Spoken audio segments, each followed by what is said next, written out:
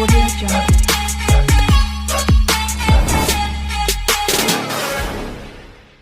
BMS back with another video. You know what it is. Today, I got a good one for you.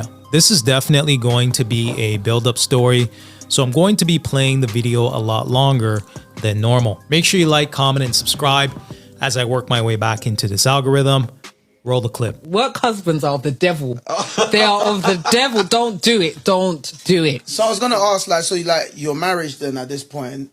It was a mess. It was a mess. You were still married, right? I was still married. Right, okay. It was we were not seeing eye to eye. We were arguing. You guys always living together? Living together. We would argue, like, after church. Like, if we had a church meeting and I'd go, he'd be like, why would you go? Why'd you take the baby there for? Like, all that kind of stuff.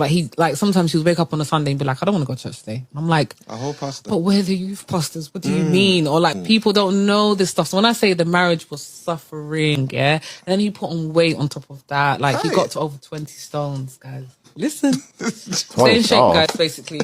What's 20 stone look like? I'm not kg. I don't know what 20 stones is kg. So basically, I'm about 14. And me, I'm about 10, 11. You can't be 10 or 11. You're not 10 How many or stones 11. am I? I'm 10 stones. So I'm about 12. No. You're definitely bigger than me, right? You're about 13. I think you're probably 13. I'm at 12 stones. The same. I'm trying to think, clothes-wise. He was basically XXL. I've got it. XXL. Yeah, sometimes even triple XL. Me, I'm a medium. What size do you wear trousers? I'm 34, yeah. He was 40. Hey! 42. Jesus Christ. And I remember because I would obviously buy clothes sometimes for him. Oh, such a it was a lot. life. So, but remember you said when your pastor introduced you to someone, you're like, I'm not even attracted to them. Now when I look back, I'm like, I wasn't even really attracted. It was legacy love. But it was like, you know, I found someone that loves me, that wants me. I had low self-esteem. Only a work husband, the devil, because you didn't. I'm trying to make sense out of this story, y'all, because she's saying that she is not attractive to her husband anymore. So she went out of her way to find her somebody else that really wants her. But you couldn't even work it out with your husband.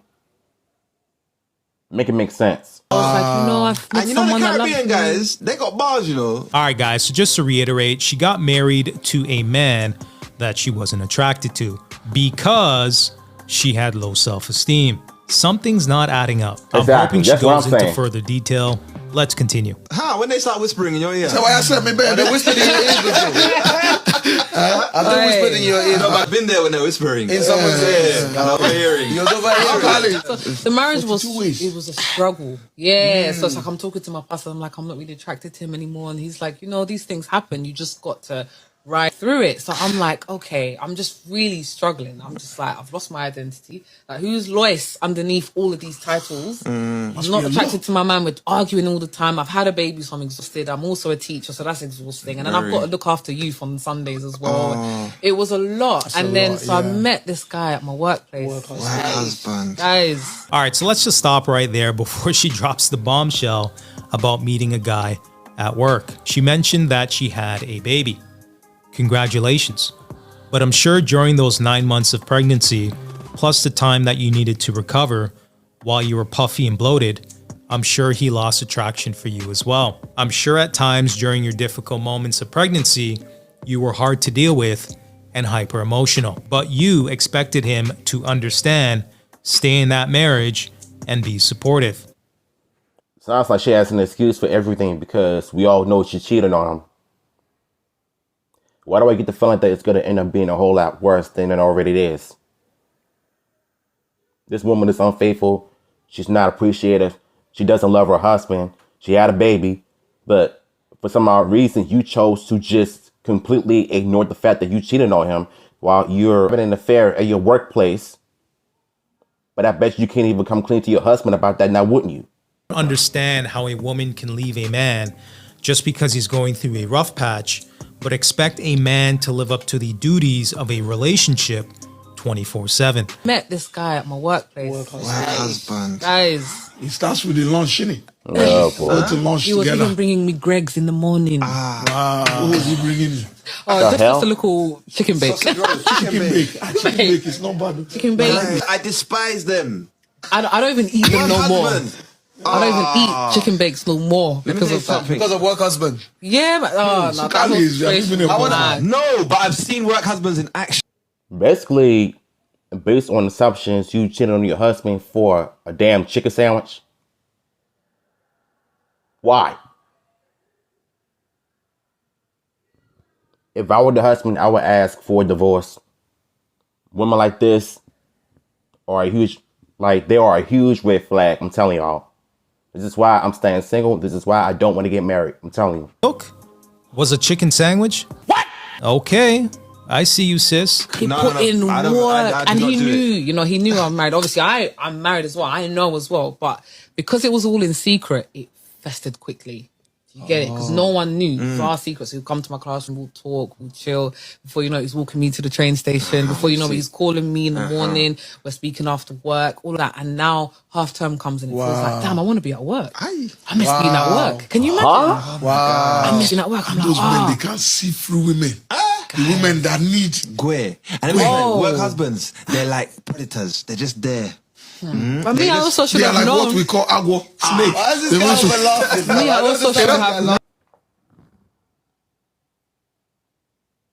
I do not want to get married, period. Women like this give me bad vibes, y'all. I'm telling you. So she's not in love with her husband anymore because she was going through a midlife crisis, working as a teacher in church, coming home, looking after him and the baby. And then all of a sudden you met somebody at your job and you cheat on your husband with that clown for a chicken sandwich. And now all of a sudden you're happy that you're like, this whole thing is just, it's making my brain hurt. I'm sorry. I hope the husband is happy with someone who truly appreciates him. This is a big red flag to me.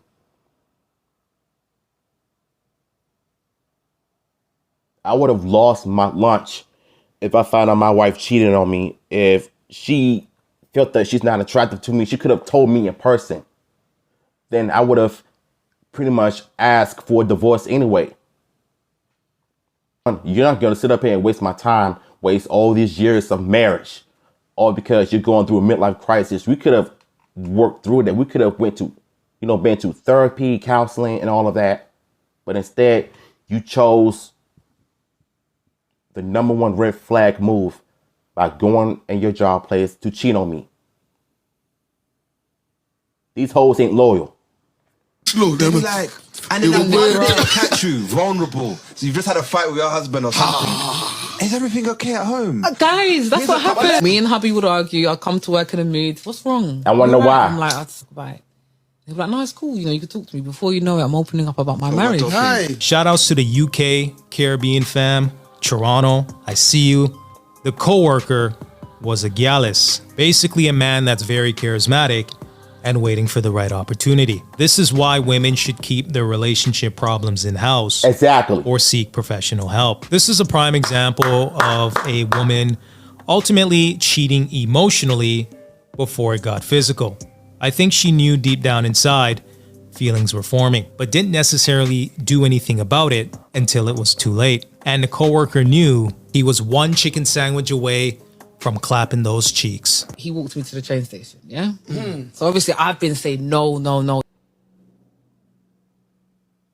Women cheat because of their emotional needs, but you can't even work that out with your husband.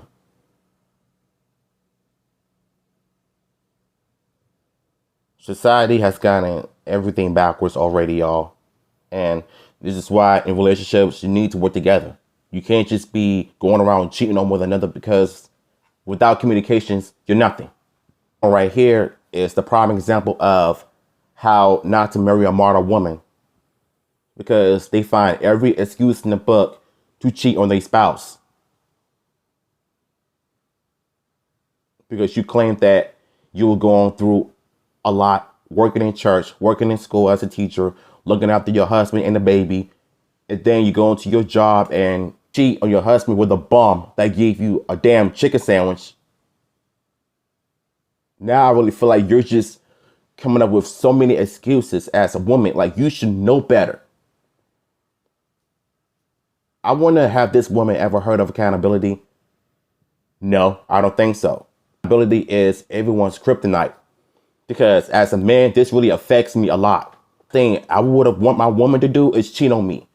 If you're having problems, work them out by yourself. Don't go around telling people about our business.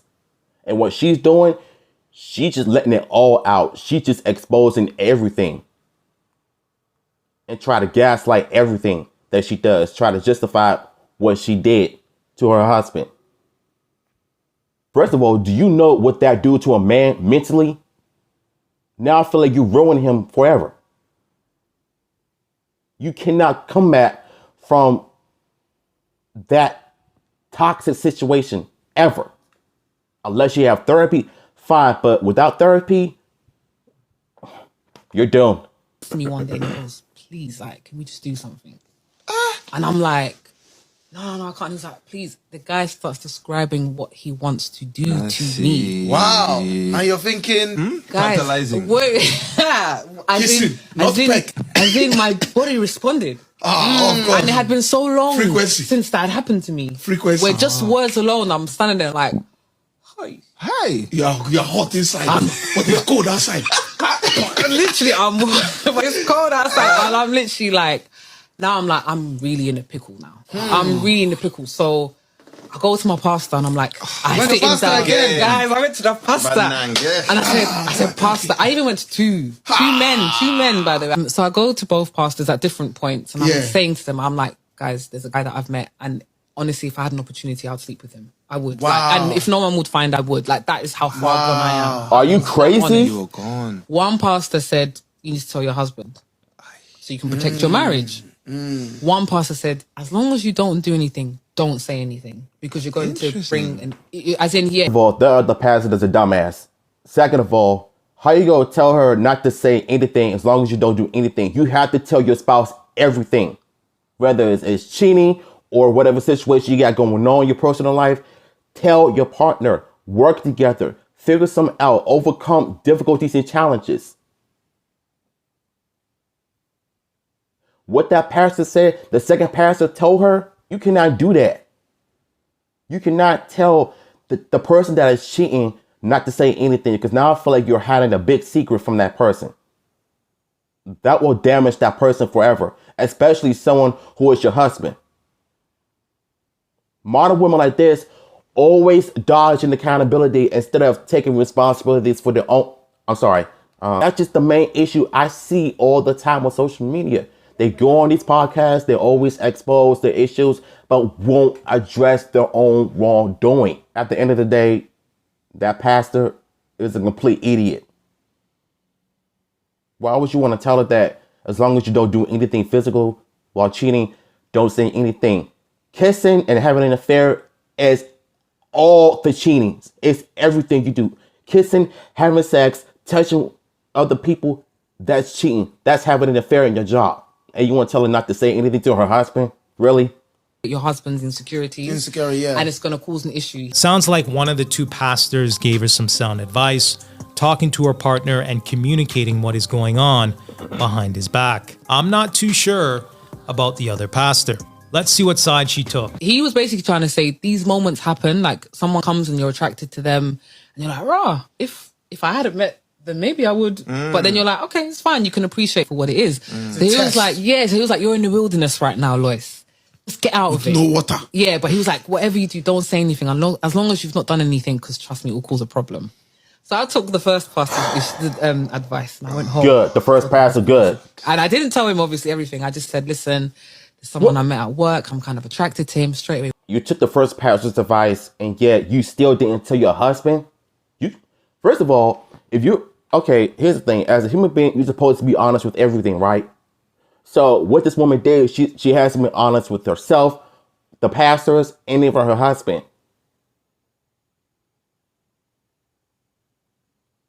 I thought going into marriage was supposed to be throughout sickness and health, right? What about truth and honesty? You forgot about all of that as a woman. I'm telling you, this is why marriage is a joke. Don't get married unless you really love each other, you really love one another, fine.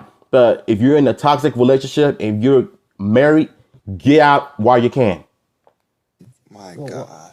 And I'm like, I don't know, it's just his vibe, you know, like he's just cool. Wow. And I'm like, don't worry, I'm not going anywhere though. Like I'm not going anywhere. I just want to shaking. tell you so I can protect our You might marriage. as well have gone somewhere. Honestly, I'm shaking. Guys, I look back now and I'm like, that was probably the worst thing I could have done. I mean, come on. The worst thing you did was let the relationship with the coworker build up Exactly. until it was a thing before you told your husband. All right, so let me tell you guys a quick story. I used to deal with this chick back in the day, and she never wanted to have real conversations about our relationship. She never wanted to discuss real issues, have real conversations, problems. She wanted to avoid certain discussions. She always wanted to go to bed angry, upset. She never really wanted to talk things out. And ultimately that kind of spilt over and the relationship was pretty much over.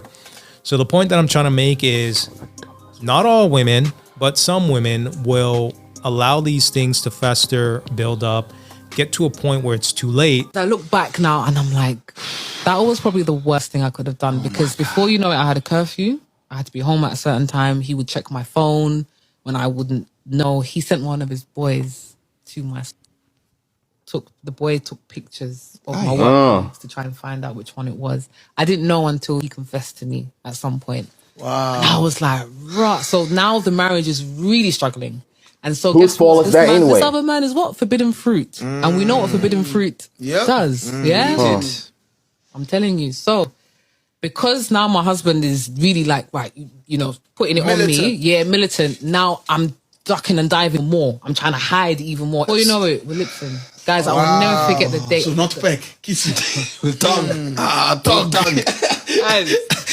And remember, I'm not that girl. I was not lipsing in school. Like, my husband was my first everything. As in, even lipsing. He was my first everything. So I've not even known another man. Another tongue. Another tongue. That means you gave your husband an STD then. You going around kissing other men other than your husband. So basically, you're about to lose your husband and your marriage at the same time. And you give him a reason to go and check your phone and do some investigation. So basically, his homeboy is still right by spying on you, what you're doing behind his back, taking pictures and all of that. Now that he has evidence to say, hey, you know what? I messed up. I cheated. I take full responsibilities for my own actions. And if I could just confess to my wife what I did, we're going to separate, fine. But if I could just somehow work my way to fix my marriage and save my family from the wrongdoings I've done, I don't want to relive the past again. All I want to do is just be a better spouse to my partner and trying to make a better future for us. That, as an adult, is what I would have done if I were in a situation like this. About taking accountability, which nobody does nowadays. My man. Wow. So the first time I looked at him, I remember my mind was like, what are you doing? What have you done? Like, what? And But you're then enjoying. But I was Oh, but and then I enjoy go it. home, I deal with what I'm feeling, and then it passes. And then you want to go back and do it again and again and again. Before you know it, it progressed, guys. Wow. Full on cheated on my husband. Ultimately destroying her marriage for a coworker that she's probably not even with today. You got to ask yourself, was it worth it? Never forget one moment when I had counselling after I cheated, because I had to face myself. Like, I couldn't run away from what I've done. Like, when I say it felt like my whole world came crashing down. And I remember sitting in therapy, and my counsellor said, you know the woman, the story of the woman in the Bible who was caught in adultery, right? And I was like, yeah, I know that story. She was like, what did Jesus do? And I said, you know, she was going to be stoned. Yeah. And Jesus said, those who are without sin, Cast the first cast the first stone. Woo! So I said, Facts. why don't you think Jesus would do that for you? And I was like, I just don't think he would. She was like, but you read it in I like what that woman said about the person in the Bible. It makes sense.